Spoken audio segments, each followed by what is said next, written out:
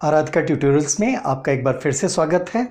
और आज हम वर्ग समीकरण जो कि पहले से भी हमारा चल रहा है, उसी कड़ी में आगे इसको हम लेके चल रहे हैं।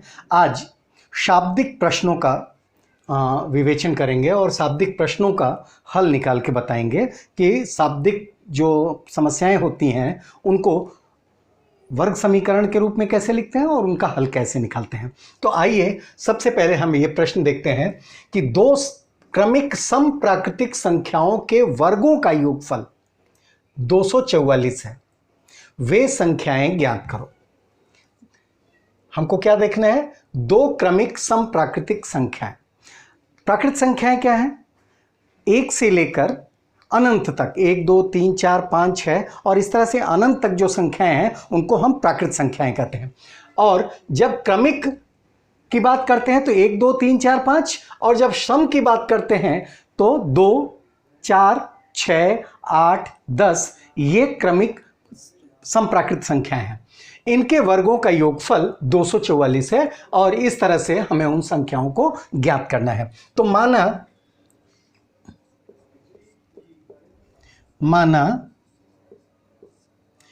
पहली सम संख्या x है, इसलिए क्रमिक दूसरी सम संख्या x प्लस 2। माना पहली क्रमिक संख्या सम संख्या x है, इसलिए क्रमिक दूसरी सम संख्या x प्लस 2 हो जाएगी। अब प्रश्नानुसार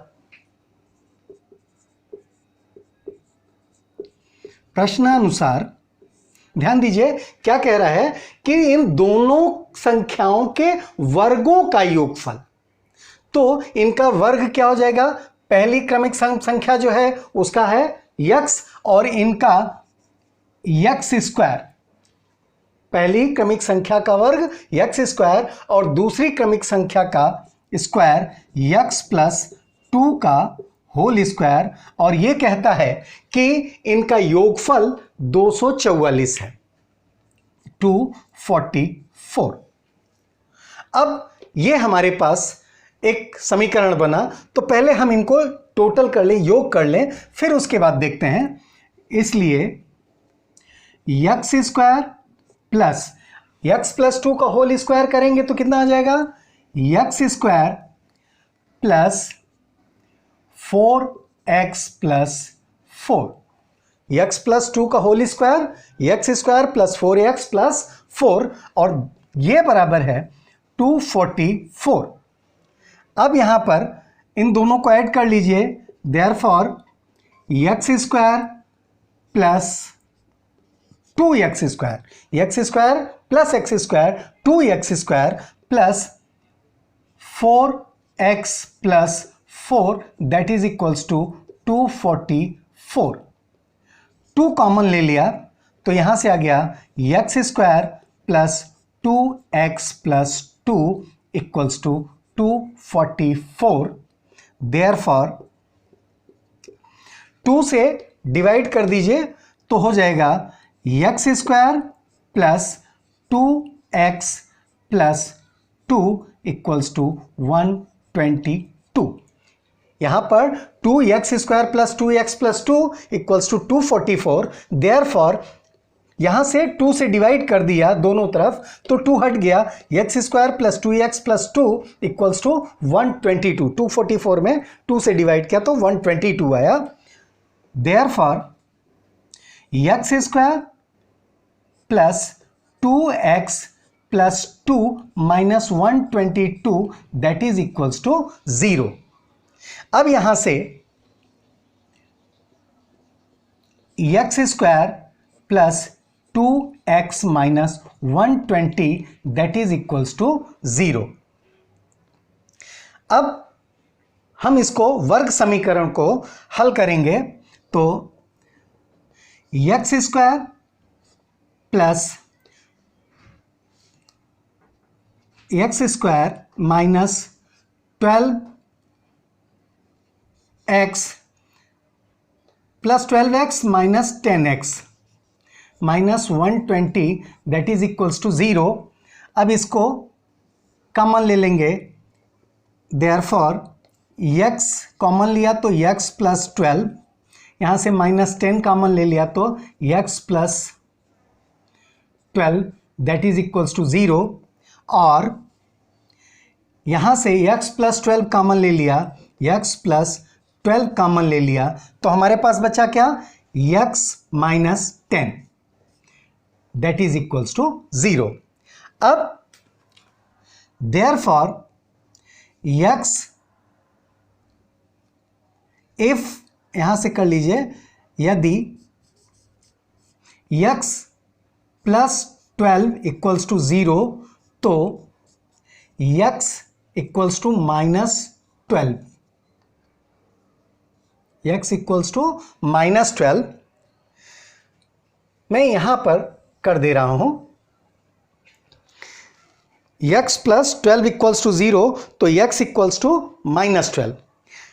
अब यदि x माइनस 10 इक्वल्स टू 0 तो x इक्वल्स टू 10। कोई भी प्राकृत संख्या, ये तो हो गया हमारा सॉल्यूशन आया कि x की वैल्यू या तो माइनस 12 होगी या x की वैल्यू 10 होगी, परंतु हम भी जानते हैं कि कोई भी प्राकृत संख्या ऋणात्मक नहीं होती। प्राकृत संख्या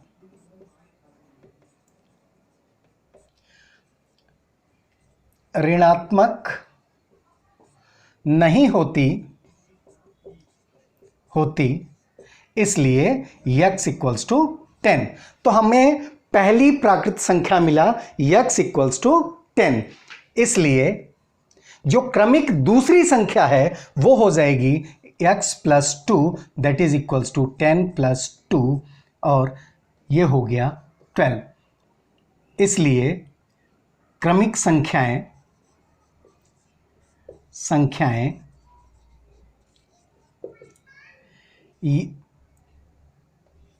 10 और 12 हैं। तो इस तरह से हमने क्या देखा कि जब दोनों क्रमिक संख्याओं के वर्गों का योगफल जोड़ा गया तो 244 आता है। तो हमें वो क्रमिक संख्याएं ज्ञात करनी थी, और यहां पर जब x इक्वल्स टू माइनस 12 आया और x इक्वल्स टू 12 तो प्राकृत संख्या ऋणात्मक नहीं होती, इसलिए x इक्वल्स टू 10 मिला, और पहली प्राकृत संख्या जब हमको 10 मिल गई तो उसकी अगली प्राकृत सम संख्या 12 होगी। अब हम दूसरे प्रश्न की तरफ आते हैं, उसी एक्सरसाइज का ये दूसरा प्रश्न है कि विवेक किशोर से 5 वर्ष बड़ा है। विवेक किशोर से 5 वर्ष बड़ा है, इनके गुणात्मक प्रतिलोम का योगफल 1/6 है, तो उनकी वर्तमान आयु ज्ञात करो। तो बड़ा कौन है, विवेक। किससे बड़ा है, किशोर से। तो पहले हम माना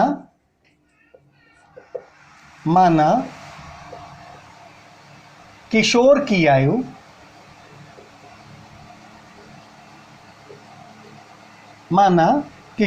आयु बराबर x। हमने एक मान लिया कि किशोर की आयु x है। अब जब किशोर की आयु x हो गई तो इसलिए विवेक की आयु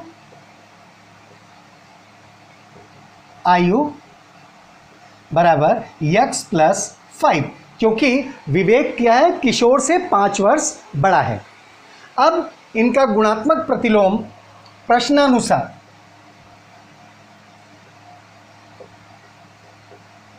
प्रश्नानुसार कह रहा है कि इनके गुणात्मक प्रतिलोम का योगफल 1/6 है। तो x का गुणात्मक प्रतिलोम कितना होता है, 1/x। 1/x, x का गुणात्मक प्रतिलोम 1/x, और विवेक की आयु का गुणात्मक प्रतिलोम कितना हो जाएगा, प्लस 1/x x प्लस 5।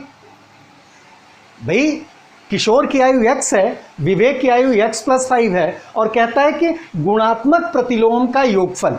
तो गुणात्मक प्रतिलोम पहले इनका देख लिया, तो x का गुणात्मक प्रतिलोम 1/x और x प्लस 5 का गुणात्मक प्रतिलोम 1/x plus 5 and that is equals to 1/6। अब हम इनको तिर्यक गुणा कर लेते हैं, तो यहां से हो जाएगा, इसलिए x प्लस 5 यहां से तिर्यक गुणा किया प्लस x का गुणा एक में किया तो x 1 जार x upon x into x plus 5 that is equals to 1/6। अब इसके बाद यहां से देखिए, देयरफॉर x और x plus x 2x plus 5 into यहां से तिर्यक गुणा किया इंटू 6, यहां से इन दोनों को ऐड करके 6 का मल्टीप्लिकेशन किया और इसको यहां से तिर्यक गुणा किया, तो x plus 5 x square plus 5x। ध्यान दीजिए, x प्लस x तो कितना हो गया 2x और प्लस 5, और इसमें इसका तिर्यक गुणा किया 6 से, तो 6 इंटू 2x प्लस 5 हो गया, और that is equals to x square, x का गुणा x में किया तो x square plus x into 5x। अब इसको हम लिख सकते हैं, therefore 12x plus 30 that is equals to x square plus 5x। 6 2 ज़ा 12x प्लस 6 5 ज़ा 30, और यहाँ से x स्क्वायर प्लस 5x। अब इसके बाद हम पक्षांतर कर लेते हैं, सारे चीज़ों को एक साइड में रख लेते हैं, तो यहाँ से ये एक साइड में किए तो ये हो गया हमारा x square plus 5x minus 12x minus 30 that is equals to 0। ये सारा उठा के दूसरे साइड में ले गए, तो यहाँ पे हो गया 0, और ये धनात्मक थे, जब पक्षांतर किया तो ये ऋणात्मक हो गए। इसलिए अब यहाँ ज़रा देखिए, x स्क्वायर 12 माइनस 5, यहाँ पे -12 है, तो बड़ी संख्या में से छोटी संख्या घटाते हैं और चिन्ह बड़ी संख्या का रखते हैं, तो ये हो गया -7x minus 30 that is equals to 0। Therefore और x minus 10x minus 3x plus, यहाँ से देखिए x माइनस 10x और 3x, तो -10 प्लस 3 -7 हो जाएगा, और इस तरह से -30 दैट इज इक्वल्स टू 0। यहाँ से इन दोनों में से जो कॉमन है उसको हम कॉमन ले लेंगे, तो यहाँ से आ जाएगा x कॉमन लिया तो x माइनस 10, और यहाँ से प्लस 3 कॉमन ले लिया तो x minus 10 that is equals to 0। और x माइनस 10 कॉमन ले लिया, तो यहाँ से हमको मिला x माइनस 10 कॉमन लिया तो हमको क्या मिला x प्लस 3, और यहाँ से ये इक्वल्स टू 0। अब या तो x माइनस 10 इक्वल्स टू 0 होगा या फिर x प्लस 3 इक्वल्स टू 0 होगा, तो दो में से कोई एक 0 होगा, तो क्या हो जाएगा, और यदि x माइनस 10 इक्वल्स टू 0 तो x इक्वल्स टू 10, परंतु यदि x प्लस 3 इक्वल्स टू 0 तो x इक्वल्स टू -3। या तो x इक्वल्स टू 10 होगा और या फिर x इक्वल्स टू -3, परंतु उम्र ऋणात्मक नहीं होगी, इसलिए x इक्वल्स टू 10। क्यों हम x इक्वल्स टू 10 क्यों ले रहे हैं? क्योंकि किशोर की उम्र ऋणात्मक नहीं हो सकती, वो ऋण 3 नहीं हो सकता।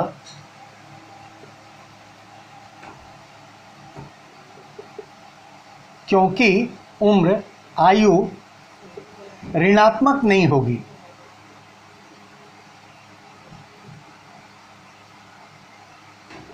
आयु ऋणात्मक नहीं होगी, इसलिए हम क्या लेंगे? x equals to 10। इसलिए x plus 5 that is equals to 10 plus 5 that is equals to 15। इसलिए किशोर की उम्र या आयु बराबर 10 वर्ष और